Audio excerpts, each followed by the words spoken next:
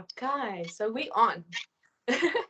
So, Dr. Mel, I would love to introduce you and then give the talk over to you, like we always do. So, for everyone that doesn't know Dr. Mel, she is so deep in my heart. I love her. So, she's been my mentor for many years, from the start of before I opened the Healthy Woman Club. I met Mel at a gut health talk in Joburg, and it was like an instant connection. And Dr. Mel is amazing. She knows so much about the gut and the microbiome and just the wellness and the well-being of the whole human and the soul. So Dr. Mel, I'm giving it over to you. Thanks, Bea. Yeah, and just thanks for being here. I'm really excited for all the new people to meet. Yes, absolutely. Oh, Bea, thank you so much. And it's such a privilege, firstly, to have someone like Bea who has taken the gorgeous inspired action in a facet that she's passionate about, being the divine femininity, firstly, from a very spiritual facet, because divine femininity is really about our feminine spiritualism. And apart from that, then the mechanisms of how that taps into our endocrine system, and let's say the very beginning and actually the very ending of the endocrine system being the uterus and our beautiful moon cycle, hence you being on this hormone moon cycle process, and how intricately we as divine women are intertwined with not only Mother Nature, but the cycles and rhythms of life, which is so beautiful. And that at a time of blossoming in Bea's own life, coming into a space where a guide, just somebody with knowledge, we always say, we really are just knowledge keepers, allowing Bea to unfold into her beautiful self and how she's embodied this divine wisdom of the moon cycle, and that she is here as your guide in this beautiful course and this beautiful membership that you're in, that is allowing you to refine and hone in on all of these beautiful pieces of information to help you on your wellness journey. And that your gut is so intricately intertwined with all of that as well. And so that's really my passion, is looking at where it all began and where you actually began in terms of your wholesomeness. And so we're all going to get a little bit young quickly. I love taking you back in time a bit. It's such a privilege to be a time traveler with you today and take you back to a time when you were actually in your mom's womb, and it was a beautiful, warm place, and it was sterile, and it was safe. And unbeknownst to you, as this beautiful little baby developing, your mom was busy collecting parts of the environment that you were going to be birthed into. And so she was collecting a lot of different organisms and bacteria that you would actually be born into, and that you would then, as you come through the birthing channel, receive this baptism of life. And it truly is, this is the baptism. You get your microbiome. And so natural birthing in its own right, and why you are on a program or in a membership like this, is to inspire you to do better for your own wellness, to come back into your divine rhythm so that you can actually embrace your fertility, and then also look at what does it mean as a woman and her rites of passage when you start to plan your family, and the birthing process of your baby being so important, because not only has our moon cycle rhythm been stolen from us, and I use the word stolen not very lightly, because there's so many things coming at us in terms of the pharmaceutical world, in terms of the chemistry world, the pill, etc., that our menstrual cycle's balance we've been robbed of it. And that in the birthing process, our children today are being robbed of their completion, or this holy baptism of the microbiome.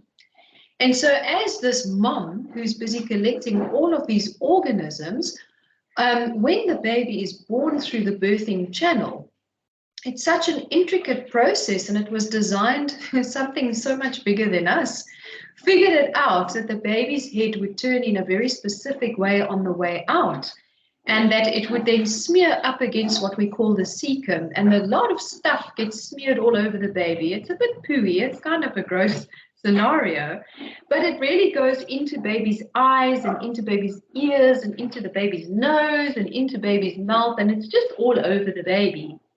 And that is this collection of all of the different organisms that baby will be exposed to in his or her little life, in the environment that they will be raised in. And that what the baby gets to do for the first time is actually complete itself.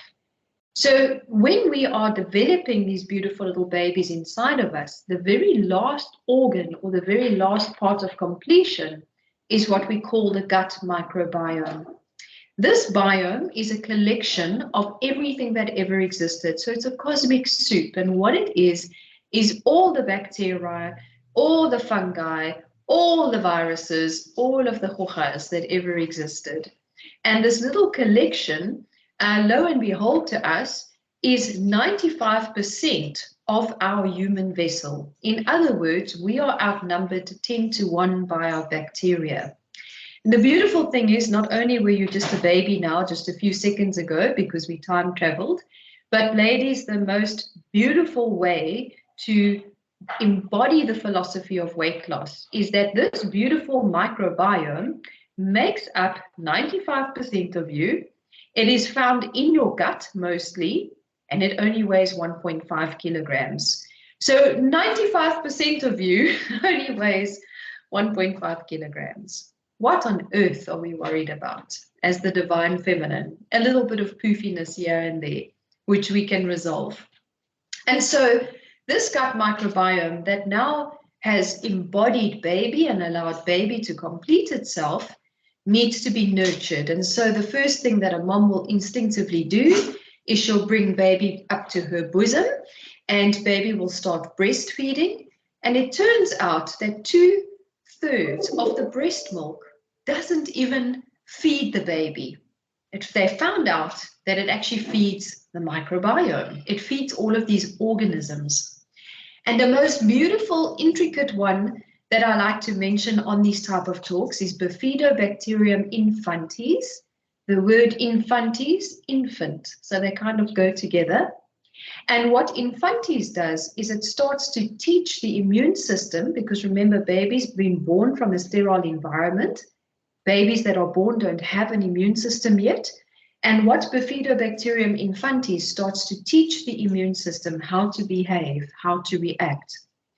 And that when babies are completed in the natural birthing phase, they start to develop a very acute and a very astute immune system. In other words, a little bit of pollen flutters by and a little bit of cat hair flutters by, and the immune system looks at it and goes, no need to overreact. It's perfectly normal. It's something that doesn't belong to us, but it's not harmful. We're all calm. So it's a very calming, beautiful process. However, babies that are born not via normal birthing channel, in other words, via C-section, and yeah, in modern society, the travesty of that is that almost 75% of all modern babies today are born via C-section.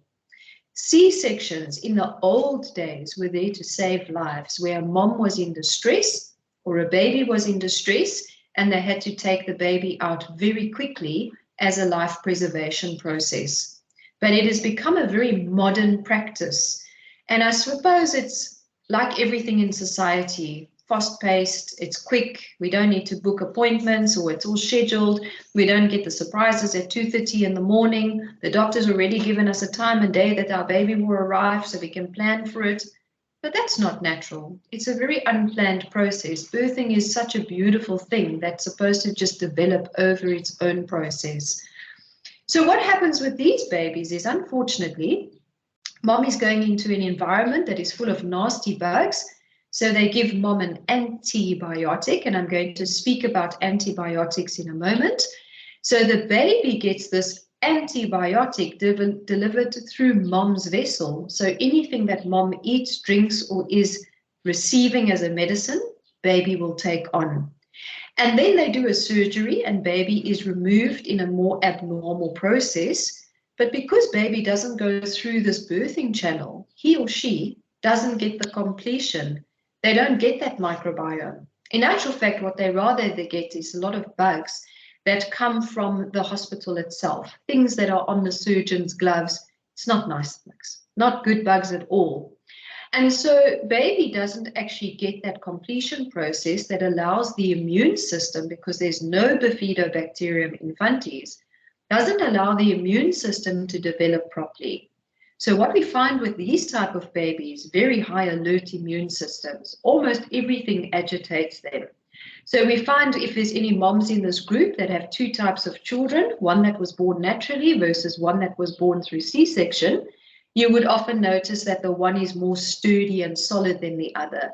We find that babies born C-section are very allergy prone, they're often quite sickly, and they are obviously then at a further disposition, because it turns out that not only Bifidobacteria infantis, but many of the other bacterium that they don't actually cultivate off the get-go are there to keep them in a well and healthy state. And so they are actually at a disposition. Now, fortunately, with modern science comes quick fixes and further interventions. Good gynecologists will actually do vaginal swabs. And what they've shown is that if you smear that all over the baby, it's a bit gross, after a C-section, that we can actually cultivate a little bit of that microbiome. The other way we'll start to cultivate the microbiome is really through things that we eat and what we drink. And that's beautiful, because our human vessel is so forgiving. Our bodies will adapt according to what we give it. So if you are eating a diet that is perhaps nutrient deficient, and your body, let's just say as an example, has to make a new gut cell, it will definitely do that. It'll do it a little bit badly, and that gut cell will be a little bit wobbly, and let's say it becomes a leaky gut, as an example. But you'll still have a gut, which is a beautiful thing, but it's going to be a little bit not working properly. And so our human vessel, in the same sense, when we give it the right things, has the ability then to make a healthy gut cell as well. Now, your gut health is so beautiful, because not only is it dependent on this group of organisms, as I mentioned, your gut microbiome, or all the hojas inside of you, but your gut also has the ability to replicate exceptionally quickly. So did you know that it will only take 4 days to heal your gut, because you have a whole healthy new gut every 4 days? And this is such a beautiful thing, because when we nurture our vessel properly, in other words, when we nurture through our diet, when we nurture through nutrition, when we nurture by putting good healthy bacteria back into the body, that within 4 days, if we did that right, we would actually have a whole and complete, beautiful, healthy new gut. It is such an awesome concept. And Hippocrates many years ago said that all wellness or all disease begins in the gut. So if we are able to do things right for only 4 days and get a whole new gut, that really means that we can start creating the home for the bacteria in a nice, new, profound way. That means that we can then start taking good bacteria through the art of fermented foods, or even by taking a probiotic supplement, or 2 or 3 or 4, and we'll get into those in a moment. And that we could actually have a fully functioning center of our being that leads us to wellness. And that is the power of your gut, as equally as the power of your moon cycle, that a lot of you in BIA's membership, a lot of you on BIA's course have seen that in as little as 21 odd days, as you started to make divine changes between what you eat and what you drink, and you started to look at your organs a bit differently, and you focused on gut health, and you focused on liver loving and getting your liver into a healthy place, that what you often also see is that your menstrual cycle starts to regulate differently. And that is so beautiful. That's how fast our bodies can heal. And in actual fact, something again, way bigger than us, wrote it like that. It was designed like that, so divinely, that it is a self-healing, beautiful, regenerative, restorative process, the whole human body. I'm going to get back into the guts, though, the bugs, though, because back into the depth of your gut, these little hojas are living. And did you know, another did you know moment, is that they are living and dying almost every 20 minutes. So it's incredibly fast. That 95% of you is alive and dying and being rebirthed every 20 minutes. So in as little as 20 minutes, you can influence a great amount of change. Let's say it's a Friday night, we're a little bit naughty, we go out, we have 2 tequilas. Doesn't seem like a big issue. To your gut microbiome, it's massive, because while it's a little shooter to you, that thing that you drink down is like a tsunami on cellular level. You can just imagine these teeny tiny little organisms, they're almost invisible, and there's millions of them, and this wave of tequila comes at them, and it's not something that they enjoy. And so it like floods them over. And so within those 20 minutes, they start to die. And that's the problem with antibiotics as well. So when we looked at baby getting their first inoculation being an antibiotic, the word anti, against, and biotic, life. In other words, against baby's life. And that is why these babies end up a little bit at a disposition of autoimmune diseases or very high on the allergy list. And then even worse for some moms that maybe have had that misfortune is babies also end up getting autism.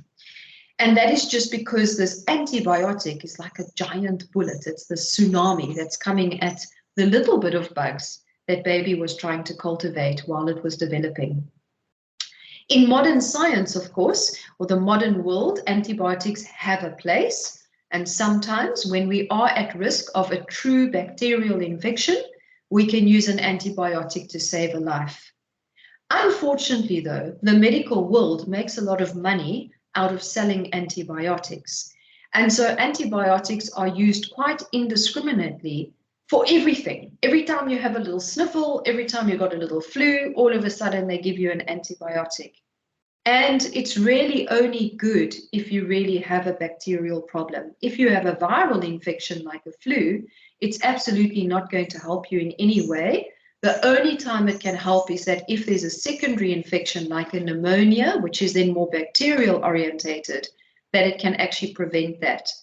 So we as modern society are being exposed by antibiotics in the pharmaceutical industry for all the wrong reasons, for all the wrong ailments and illnesses. And it's an anti, it's against your life. So if you think about taking an antibiotic, unfortunately, this type of pharmaceutical medicine doesn't have the intelligence of Mother Nature because it's been man-made and it's been made in a laboratory. So it spins in a wrong direction. It's a little bit erratic, actually. It's all over the place. And what it unfortunately does is it grabs your good bacteria and your bad bacteria, and it sort of kills all of it. And so 95% of you starts dying. This is quite sad, really. But the beautiful thing is the human vessel is so amazing that despite 95% of you dying, all of you are still around, which is so gorgeous. Because thankfully, every 20 minutes, these new little okies are being born. And so this takes us into the world of probiotics. Pro for and biotic, life. The cheat code for your life, for the rest of your life. We should all supplement with probiotics because unfortunately, antibiotics don't just come in the form of a medicine you're taking, but they also do come in the form of a pharmaceutical intervention that also has the word anti in it, antidepressant. An antidepressant behaves like an antibiotic in the gut. There might be another type of medicine you take, the pill or contraception. Well, that also behaves like an antibiotic in the gut. All of these type of anti-medicines are against your biota. Now, a lot of people say, but Mel, you know what? I don't go to the doctor and I don't take antibiotics. And I go, do you drink municipal water? Because there's antibiotics in there as well. And they go, I didn't think about that. And you say, do you eat meat, commercial meat? Not specifically from a type of farm, but just you go to Pick n Pay, you buy some commercial meat. Do you know that some of that meat also has antibiotics in it? And then there's the form of antibiotics we never think about, the pesticides and the herbicides that they are spraying on our vegetables. So even if you don't eat meat or you eat healthy meat, a lot of our vegetables, unless they're organically grown, are also sprayed. Now, this one's a tricky one, so I'm going to share a bit about that with you because I think it's so important to be so well informed about where all these antibiotics come from. When we look at the old way of farming, there used to be a little mealie field, and the farmer would walk out into the mealie field, and what the farmer would do is he would go and pick the first ripe mealie that he sees, and then an hour or two later there'd be another ripe one, and he'd pick it. And so he keeps walking over a few days, and eventually they start to very slowly and very steadily harvest the crop. What they do now in modern farming is, because we have time over money as a big issue in life, what they do is they then spray the mealie fields with all of these pesticides. And what the pesticide does is it kills the microbiome on the plant. So the life force, because the microbiome is your life force, all your vitality and your healing comes from your gut. The vitality of the plant is now taken away. And the plant is like a good mother. What she does is she gets into shock and she goes, for the vitality and the livelihood of my species, I must now bear fruit. And voila, overnight, all the mealies ripen at the same time. And now they can go harvest. So by spraying these antibiotics onto the plants, they put the plants into distress. And as a consequence of distress, the plants bear fruit. Now, it doesn't work the same way in humans. When we put our microbiome or our gut in distress, well, we don't bear fruit, but sometimes things do grow inside of us. And things like a cancer tumor might start growing because the body is in stress. So we can see that an unwell gut and an unbalanced gut microbiome can lead to a lot of wellness disorders. Diabetes comes from the gut. Cancer comes from the gut. Autoimmune diseases come from the gut. Depression and anxiety comes from the gut. There's so much that comes at us. And the only difference is how you were raised in terms of your emotional blueprints. How do you handle traumas? And then the environment that you are raised in will determine the disease or the disorder that you might get. So this is the real, thank you for all your beautiful comments there, guys. This is the really scary part of it, is that disease is so subjective and it's so individual, because while one person is living a life a certain way and she is fertile and she makes the most beautiful babies, another person living almost similarly with one little problem being the gut is infertile and unable to have children. Or another person has endometriosis while somebody else has polycystic ovarian syndrome. It's so diverse.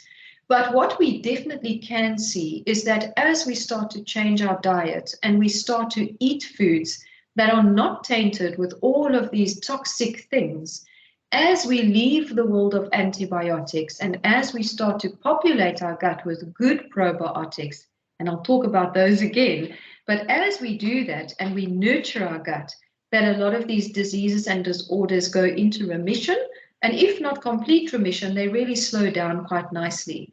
And this is why Bia and I are so passionate about sharing what we do, because the cheat codes are really quite simple. You have a human body, a little bit, 5% human, because we already learned that 95% of us is bacteria. But you have a human body, and technically what you do to your human body, only two things. You eat and you drink. And what you eat and what you drink matters. Now that you know that you are kind of 95% kocha, it changes the game a bit, because you now need to start thinking about, who am I feeding and what am I feeding them? What do they need? And if I give them the right food and I start to cultivate more of the happy bugs rather than some of the nasty critters, and I'll talk about a few of those just now, you can actually really get very vital and very healthy. So who are the nasty critters living inside of you? Well, remember I did say that everything exists. So you have a little bit of fungi, as in molds, fungus, and the one that always comes to mind when it comes to gut health is, I like to call her Candy Candida. She loves sugar. She loves everything sweet, the chocolates, the cookies, some of the others. So, you know, she's a sugar feeder. And this is one of the nasty bugs that we as women are quite prone to cultivating as a consequence, unfortunately, of antibiotics. And I'm sure some of the girls in this group, you don't have to show love hearts or put your fingers or hands up for name of being shamed, but we've all at some point taken an antibiotic and we've experienced a terrible thing called thrush. For some, it starts only in the mouth, and for others, it actually goes down into the vaginal cavity. That's that really unbearable itch. It's just not nice. And it is always as a consequence of an antibiotic, because what's happened is the delicacy of our microbiome has been disturbed. And in actual fact, our mouth and right down all the way through the tube, right through the gut, right through the colon, right to the back end of us is just one thing. So what we do here matters all the way down at the bottom. And so we often can have candida as a big proliferation. And it's one of the most, when it comes to hormonal health, is one of the things nobody ever looks at treating first. We always look at the hormones and we go, ooh, too much estrogen, ooh, too little progesterone, and we start to intervene there. Meanwhile, those hormones are flapping around because it's a symptom of a bigger problem. When we have an organism like candida in us grabbing for sugar, so you're eating all these inflammatory foods, then you will be inflamed and parts of your body will be inflamed. So by no consequence that when you go into your moon cycle, all of a sudden you've got this uterus that is swollen and hot and angry and it's just so sore and your period is just not a nice experience. And it's because you've got this little organism that's also a little bit angry and inflamed, and she does her own thing. So candida, she puts weight onto your body. She makes you moody. She makes you have symptoms of brain fog and memory loss, and then some of the discomforts that you feel in the uterus as well. So if anybody is experiencing problems, not only eating right, looking at your liver health, looking at your gut health, but actually looking at the organisms living in you, and doing a good candida, anti-candida protocol and really just treating that, mitigating it. Girls, we all have candida, whether you like it or not. Just sometimes it's spawning and flaring a little bit more. And how do you know if you're flaring a little bit more? And if you're not sure, ask your husband gently if you like the truth. And he'll say, yes, you know, there are certain days where you're a little bit on fire. Then you know something's a bit off balance. We shouldn't be that fiery. The second critter, a nasty little hoja called a wurmpie or a worm or a parasite. These are ugly little things and they really do look like worms. They're kind of like earthworms growing inside of you. What if you think about your gut? It's a garden. It's a gut garden. It's full of soil and full of things, and some wurmpies can grow there. And of course, certain foods that we eat make us vulnerable, because if we are eating meat filled with steroids and filled with antibiotics, the worms like food like that. They love dead things. So, you know, fish, meat, those are deadish things. And they need to try and work that stuff out of your body. If you have a piece of meat that you haven't eaten properly and you didn't chew it properly and your stomach acids are maybe not working properly because you take anti-reflux tabbies, and so this little piece of meat's actually rotting inside of you. And the only thing that'll eat something that's rotting is a wurmpie. And so we then sometimes have worms. And so when we look at fertility issues specifically and polycystic ovarian cysts in the body, then we need to always look at the parasites of the body as well. So it's good to treat for candida. It's good to do antiparasitics at the correct cycles, which Bia has worked into or woven into her course and knowledge set. And really every few seasons doing that for yourself. I always say once a season, treat yourself like a princess and just go, there are some nasty bugs in me and on me, they must go. And when they go, you start to get a sense of clarity because you get your mind back, because not only do they cause chaos in the body and cause an upset, they also have a rhythm of their own. They actually have a mind of their own. And so anybody here, you can just show love hearts and little fingers or whatever you girls do on the screen there. I'm not so familiar with this. But as anybody, you know, while you're in the expression of yourself, had like these crazy cravings where you think, I have a crazy craving. I might have a craving for chocolate on one day. And then on another day, it's just the weirdest stuff. You go like, it's very specific. I'm craving a pizza with pepperoni as an example. There we go. We've all had it. And, you know, biblically they say we have free will, and we do. It's a beautiful gift that we've been given by our God. But we also have the will of others, the will of these organisms. That if there's a hocha inside of you that's growing, it's going to send a big message up to the brain and go, hey, I'm a little bit hungry in here. Please, could I have a piece of meat? And so on a normal day, you don't normally eat meat, but for some reason today you're craving a piece of chicken. It might not be you. It might be your bugs.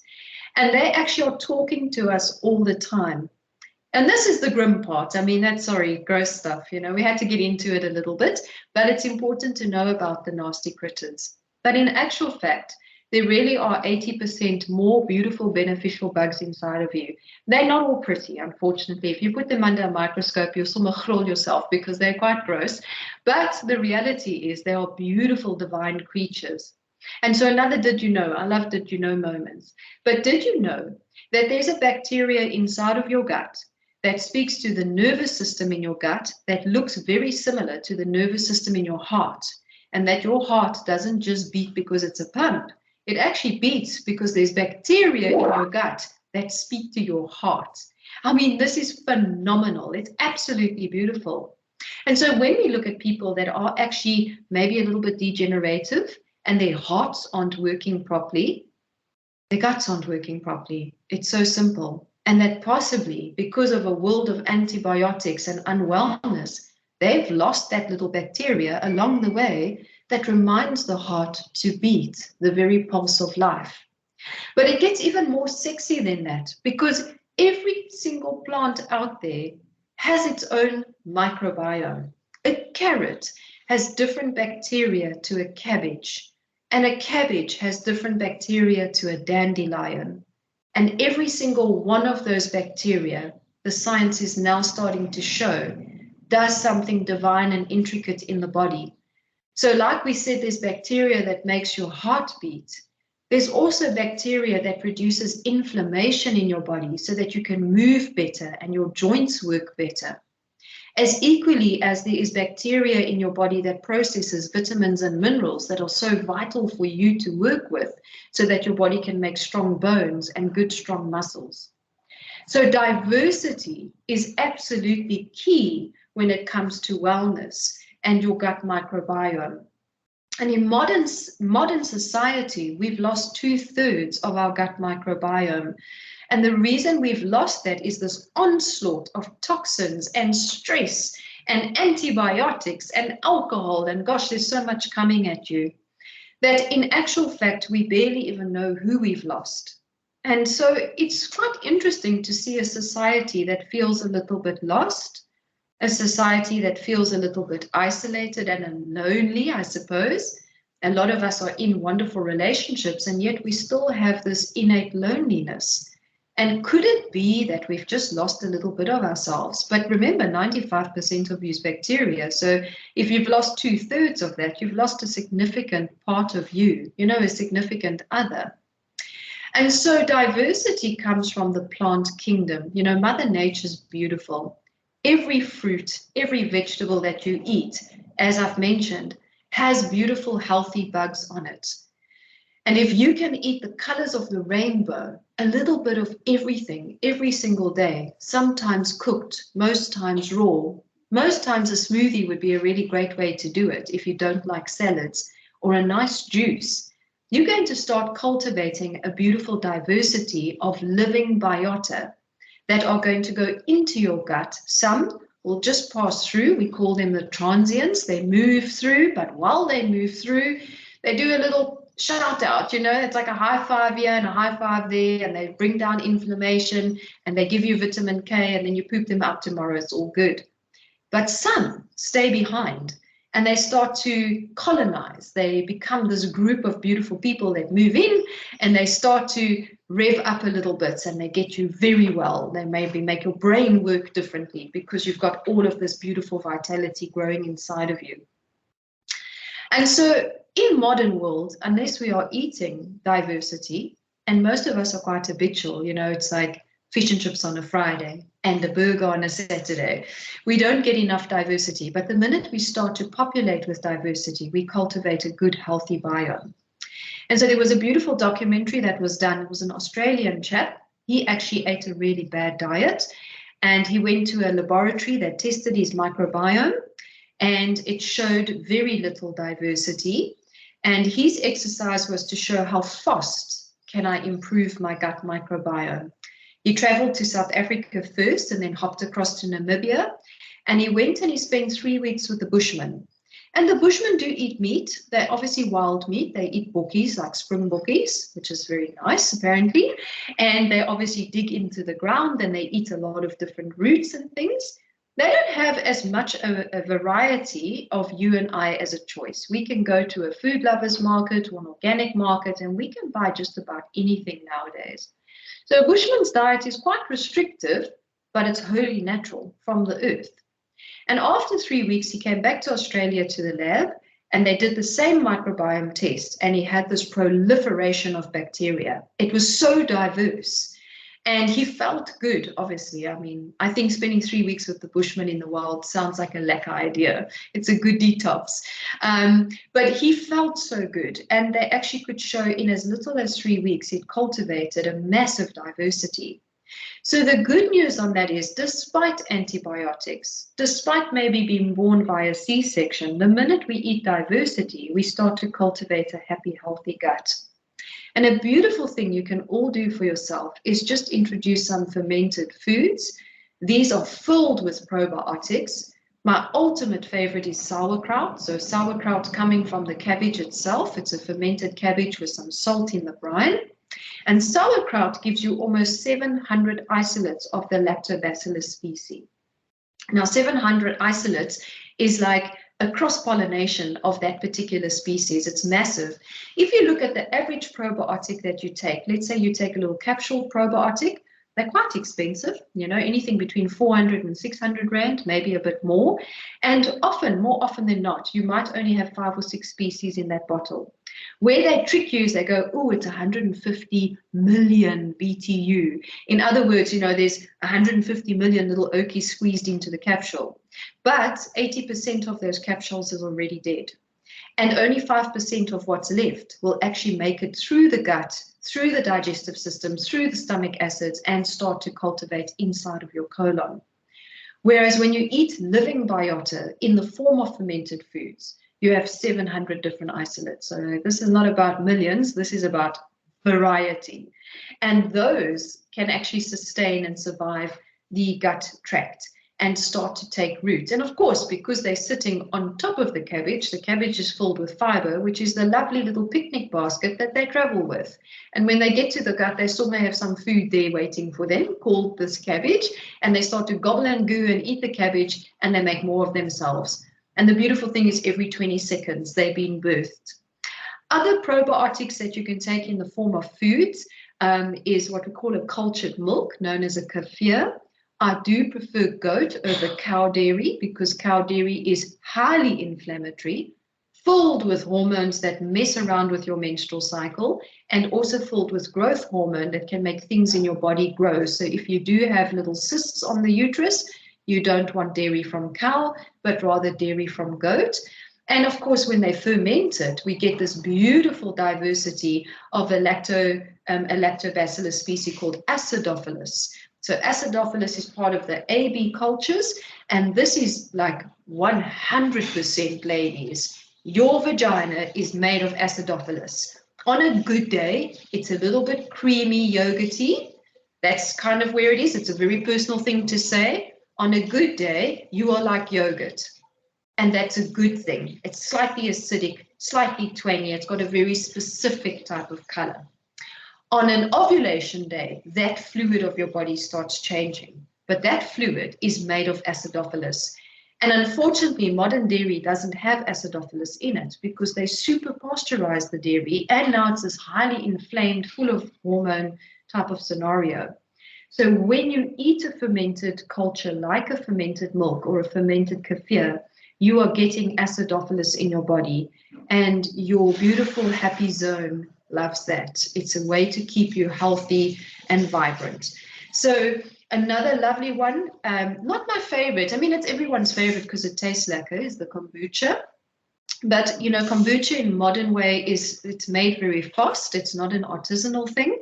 Everybody's selling a kombucha of some sorts.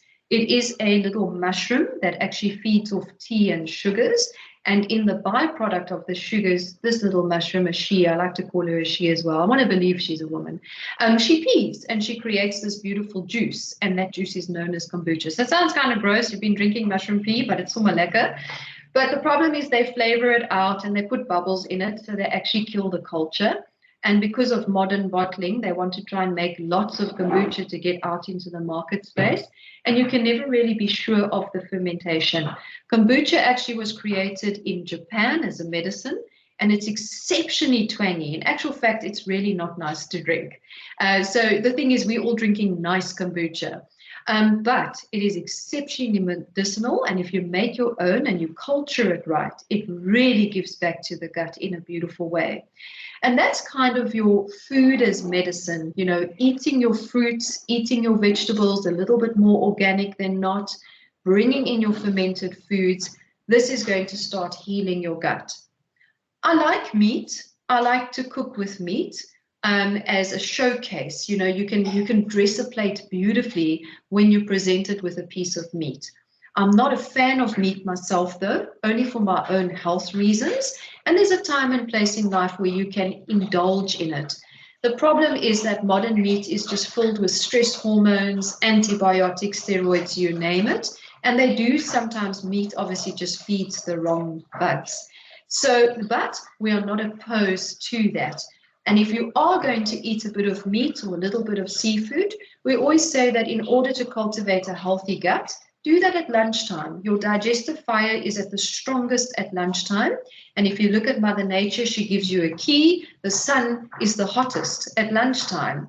And therefore, your digestive system is better equipped to deal with the meat that's a heavy burden and a very hard digest, to actually eat that at lunchtime to give you a nice grounding and a recharge for the afternoon ahead. And then you move over to something a little bit lighter in the evening, maybe a little bit more vegetarian orientated. This will also help you with your sleep, because what happens is a lot of us eat our meat too late at night. We're waking the digestive system up, and instead of resting, the body's actually working hard at the wrong time of the day. And that in its own right is such a beautiful, easy switch that actually helps your gut microbiome as well. So, I mean, I've obviously shared quite a lot. Supplements, I think, you know, if you are going to take a probiotic, I would advise you definitely do take one every day. Again, pro for life, for your life, every day of your life. And we do very much recommend rather a raw probiotic. So this is a living biota, much like what's growing on your vegetables. You actually do want something that's alive and full of vibrance.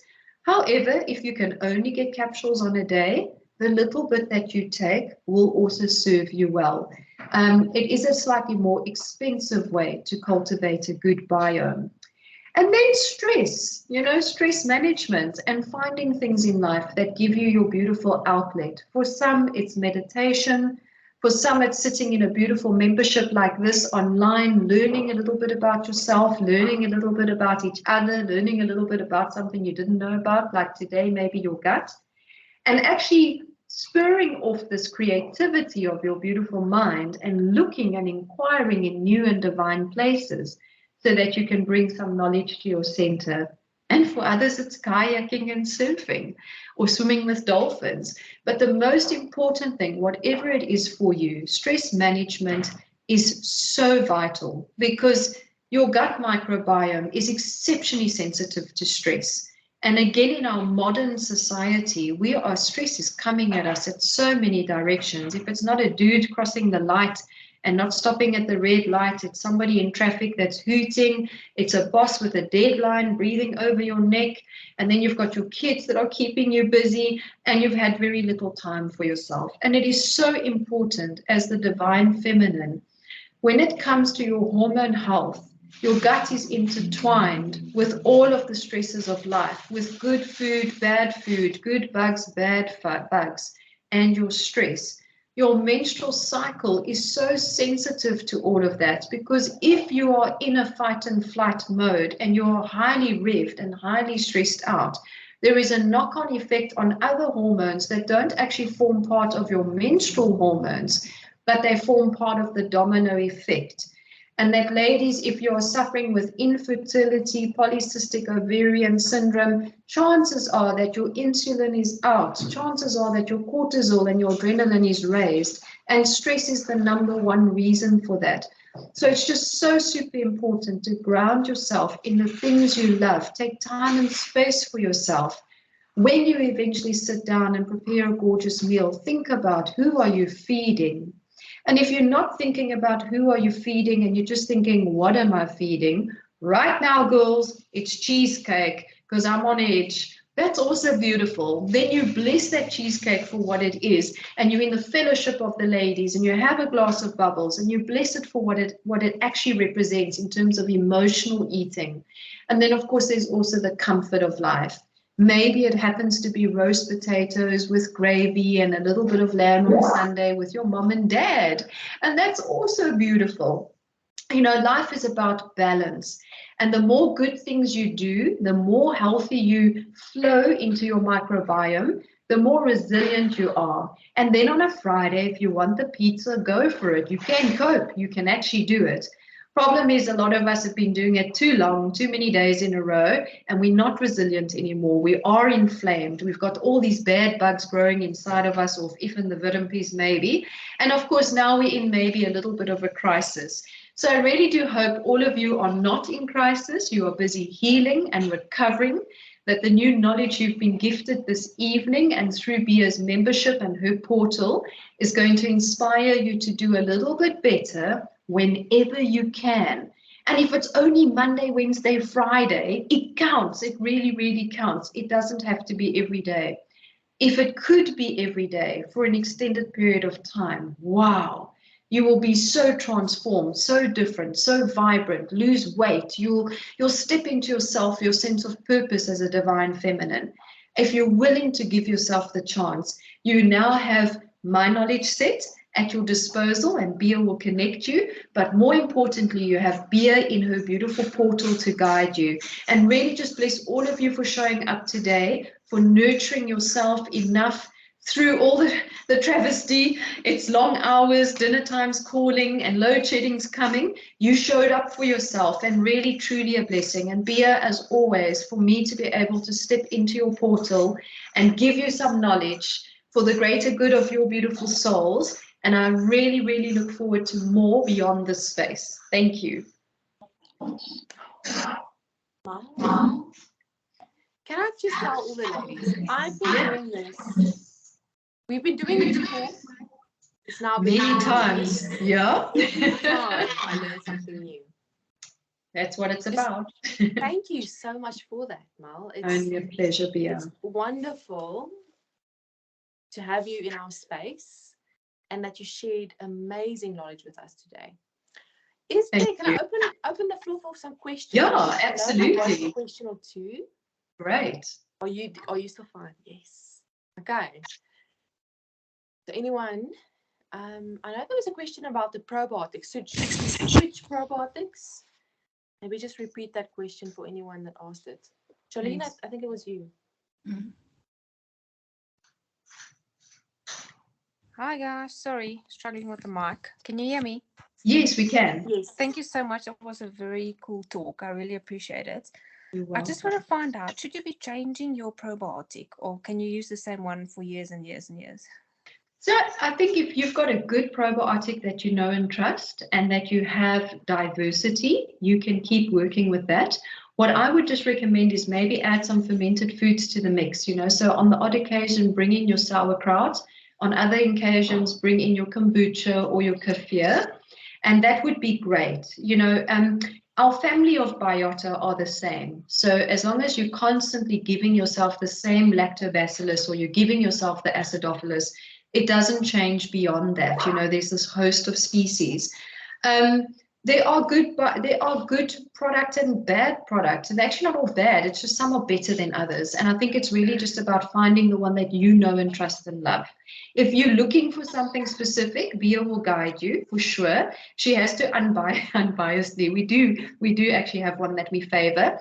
But you know what? I'm more favor the food as medicine approach. And if you're using fermented foods, you don't need anything else. then the supplement is just lekker. It's nice to just add in. But by all means, use what you know. Thank you so much. Oh, sorry. No worries. The problem is I cannot stomach fermented food. I've been vegetarian for 16 years, so I don't do milk. And that kombucha thing is just, not your thing. No, that's fine. Then at least the supplement that you are using is good. And also because you are vegetarian, by nature of your vegetarian diet, you are eating biome all the time. So you in your own right are probably getting a lot more diversity than most people, and that's perfect as well. You'll get it through your food. Perfect. Thank you so much. Right, you're welcome. I'm going to jump in because I have to brag. So Dr. Mel is also the co-founder of Our Grounds, and I think most of you have seen the gut fix that I always advertise and the vegan probiotic. I believe in it with all of my good bacteria in me. We've seen amazing testimonials with the amazing product, Mel, because it's beautiful, it's natural, and I think it comes from a place where you understand what it's supposed to do. So I just want to jump in. So of course we sell it, and it comes from Dr. Mel. We have to be a little bit biased here, but you know what? The remedies were created with great intelligence. You know, we can't take credit for everything because a lot of the information is really divinely ordained, and through the power of knowledge, through the power of academia, through the power of prayer, a lot of information is given to us, and we've really just used God's way, God's remedy. It's a question of just putting all of the right things together and allowing nature's process to take place as it was programmed and intended to do. And as a consequence of that, and where we haven't actually intervened, you know, in the chemistry labs, they play with stuff and they mess around with it and they take a piece out here and a piece out there. And then this is why we have side effects. We've actually allowed nature to just do what she knows to do. As it was programmed, and the remedy is now going into the body, and it's not stimulating the body. You know, we have a laxative will make you poo. That's a stimulation, but it also makes your colon lazy. But what Gut Fix does is it puts the right enzymes in the right place. It gives you botanicals to take away inflammation, and it's putting all of the right biota in your gut. Your gut is doing the work. Your gut is actually healing. It's not the remedy healing you. The remedy is just giving you the right stuff at the right place. And so it is done with a real high order of integrity and a beautiful intention for healing. So bless you, Bia, for mentioning it. And, you know, if you guys haven't tried it, I will highly recommend it. It's part of our daily routine ourselves. And it does make a difference. I mean, like the days I don't use Gut Fix, I know I'm not using it because I'm a little bit, my stool is a bit harder, or I'm a little bit more moody, or a little bit more fatigued. When everything's flowing, we're better off. Yeah, definitely. Okay, another question. May, can I ask a question? Yes, go. Thank you, Dr. Mel. It's been fascinating. Really enjoyed it. Thank you, Bia. You're welcome. I've been taking Allergex for years to help me fall asleep. I struggle falling asleep. I've also had a lot of, unfortunately, antibiotic abuse for my sinuses. Okay. And I just recently found out, is it true that antihistamines also destroy your immune system, also destroy your gut? Yeah, it's a tricky thing because, you know, again, it's a chemistry that has a side effect. So the antihistamine, remember all the words anti, against. Yes. It's against you. But it does serve a purpose because it does help the sinus relax. And obviously, it's got a little component in it that makes you drowsy. So hence you're sleeping. The problem is like a vicious circle. You know, you had the antibiotic onslaught. So you lost a bit of diversity, and then possibly even just with the natural stresses of life, there's a bit of burnout in the receptors of your gut because your serotonin and your melatonin receptors actually are created in the gut. You've got more neurons in your gut than your brain. And high stresses and high doses of pharmaceutical intervention, whether that's something like a Nurofen, whether that's an antihistamine, or even just a Panado, is also going to burn those receptors out. And so your natural sleep cycle has been interrupted. So you're using a stimulant just to push you into sleep. So you're forcing sleep. Like you do need to sleep. So either way, it's important. But if you were to get into your gut and start to do a proper gut heal, and we look at sealing the leaky gut, we start looking at what are you eating that might also be agitating the situation. We can then get your gut to seal nicely, get the biota in, and your immune system will start to respond differently because your immune system is actually on high alert at the moment. So it's not broken, it's just overreacting. Think of the C-section baby. Your immune system's like a C-section baby at the moment, and we need to calm that down. But yeah, so you're using something at the moment as a means to an end, and there's no right or wrong in it, but we could possibly just look at bridging the gap and actually healing. And there are definitely ways and means. Obviously, you're starting in Bia's membership, so that's the first phase, and then one can go deeper into a gut heal, perhaps a little bit more refined into gut, and Bia and I can guide you through that and see if we get a little bit closer to that working. Sure, shame, man. It's tricky, you know. You are busy working through it though, which is really important. Yeah, and I appreciate all the insights because it helps you tie, you know, those loose ends together. Absolutely, for sure. Yeah, and then intertwine it. You're welcome. Awesome. I know, Bia, there was also a question on sauerkraut and applications for it. Yeah, I mean, like I'm a bit savage, you know, so I go, if you have half a cup of sauerkraut every day, that would really serve you well. That's quite a lot. You could do it I like to do it in stages. So if you do a tablespoon in the morning and a tablespoon in the evening, that's a good start. If you're rebuilding your gut, then you want to do a tablespoon in the morning and a tablespoon half an hour before every meal and half an hour after every meal. And then last thing at night, that's how you get your half a cup in. But it's not necessarily nice like that for some people. So other ways to enjoy it is this as a little side salad. Add a bit of lemon juice to that, a little bit of salt and pepper, a little bit of olive oil, and your sauerkraut flavors out quite nicely. But because it's also twangy, you can also actually stir it into a salad, and it becomes like a salad dressing, which is quite nice because it's almost got that vinegary taste. So, you know, sauerkraut, I just say, however you like to get it in. And then, of course, if you've got little nunus at home and they're never going to eat sauerkraut, and maybe you're never going to eat it either, just whack it into your smoothie. And your smoothie flavors, like your blueberries and bananas and things, will mask the taste of the sauerkraut. And now you have it in your smoothie and you're getting your good bugs in that way as well. The main thing is take it. However you like it, get it in. Wow. Awesome. Right. Can I ask one more question, Bia? Yes, go. Yes. Okay, thank you. With kombucha, so is it not supposed to be fizzy?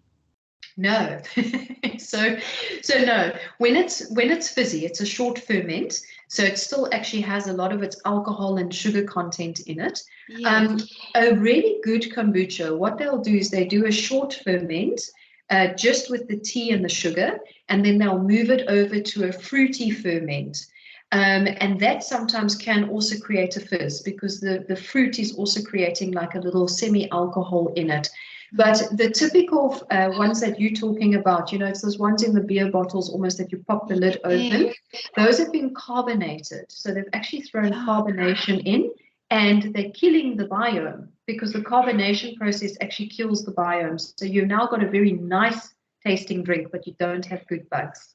Yeah, that's really interesting because I've only tried it twice and it hurt my stomach actually. Yeah, the bugs, the bubbles, it can cause bloating. So one that I find commercially that is quite gentle on the gut is the Happy Culture, which you can buy at Wellness Warehouse and Pick and Pay, I think. Okay. I personally like their blueberry and basil flavor, but that to me is just two very holy herbs and fruits. They also do a lovely ginger and lemon one, and they are doing a long ferment. In fact, it's in a plastic bottle, which is unfortunate, but when you tip the bottle, you can see there's like a little sediment at the bottom, and that's telling you it's still a live culture. You almost want to see that some floaty stuff. If you don't see floaty stuff, it's no good. And if it tastes too nice, it's definitely no good, because if it's tasting too nice, it's not medicine yet. It's still a sugary thing. Yes. Yeah. Okay. Awesome. I was wondering if maybe you were going to be making your own, you know, to add to your beautiful product range. Yeah, it's labor intensive.